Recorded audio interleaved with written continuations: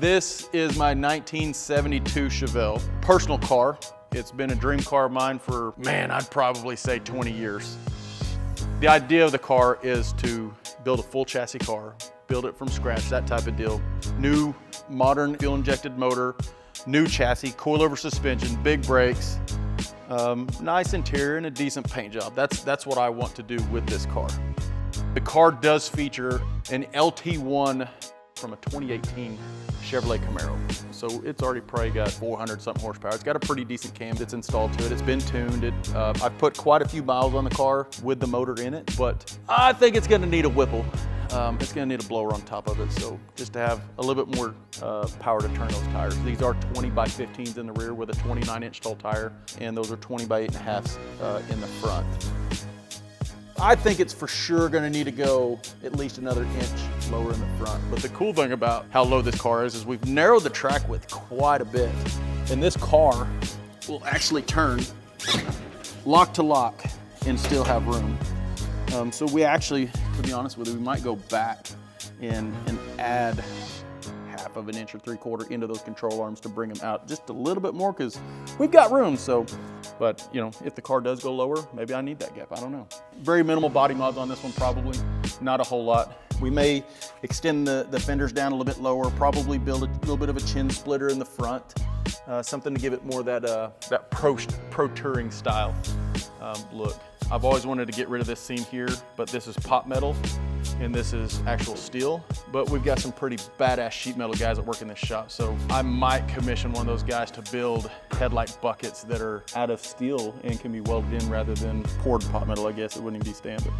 As far as the sheet metal goes, I mean, the Lincoln Continental behind the car, the amount of sheet metal work goes into it. I'd like to have something similar to that underneath the hood of this. Maybe not as crazy as that is and labor intensive, but I just want it to look decent underneath the hood, to where when the hood is open, you're at a Cars and Coffee, you're at a gas station, wherever you're gonna be at, that you open the hood and it looks a little bit nicer than factory. And you know, you're this low on a car with that big of a wheel, which is small compared to what we do in here.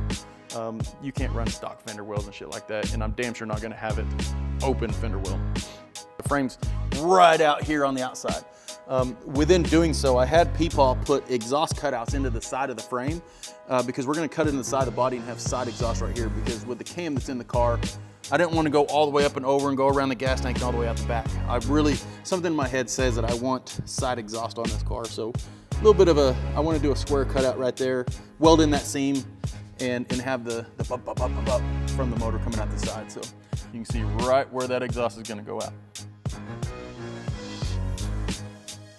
We've cut the inside of the tub out. The rest of it's still in there, so we'll end up having to cut it out and tub it properly. You know, we'll probably do 3.5 inches above the tire right there to give it plenty of travel. And a little bit of trimming into that back seat, and it'll all go right back in place. And I don't really care about comfort back there, because I don't ever have to sit back there. That's my chair.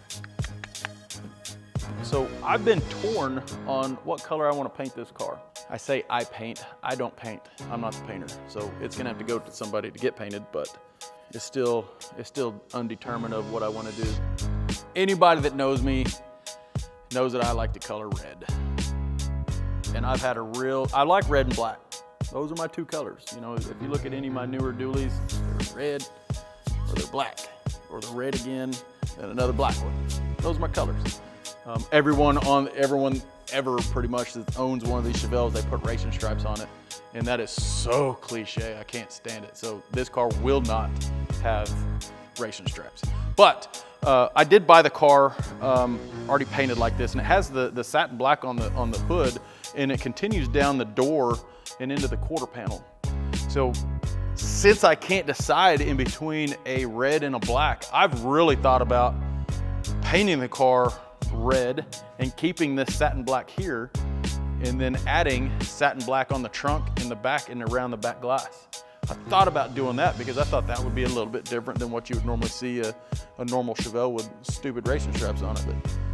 But no offense if you have a Chevelle with racing straps, or if you like racing straps. Just not my thing, because I see it everywhere. I have owned probably no less than 5 or 6 of these things in my lifetime, maybe more. And I've always said I'm gonna do this to a car. I've always said I'm gonna build a full chassis. I'm gonna have the trip of a lifetime in it that I'm wanting to do.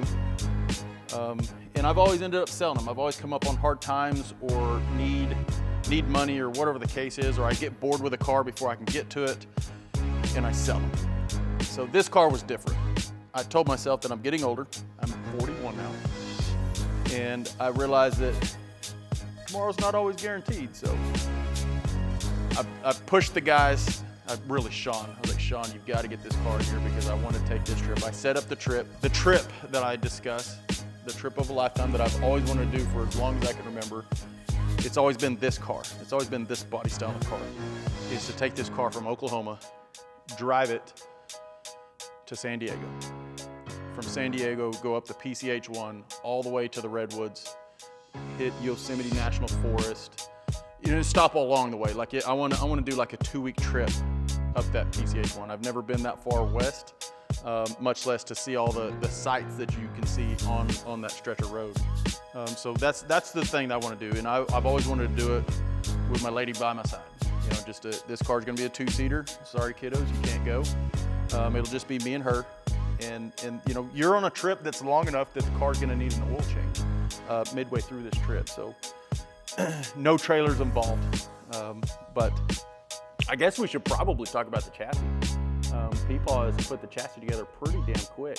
We are utilizing a parallel 4-link and a panhard bar, which is not normal for something that we do in here. We normally have the diagonal bars, but it is coilover, so it does not need panhard bar because it's not going to matter if it moves a whole lot. This is version 1. This chassis will fit the 68 to 72.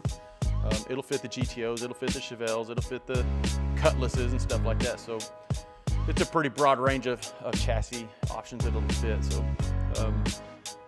we'll be able to offer these here pretty soon as well after this one. Well, check us out at phatphabz.com and make sure to subscribe to our YouTube.